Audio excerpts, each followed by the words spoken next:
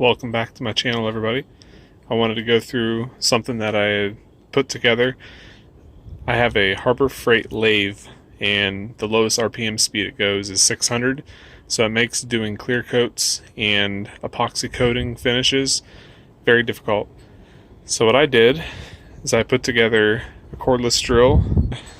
This will spin at a lot slower RPM.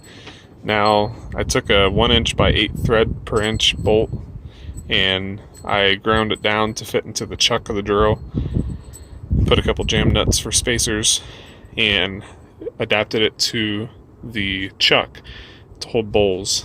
So what I've done is take a zip tie, and you can see I fished it through here, and this holds the trigger down so it'll spin. So as you can see, it's hands free. It'll spin real slow, maybe 60 RPM. This will allow me to do an epoxy finish or a clear coat finish without it slinging off. And this is the easy way to do things.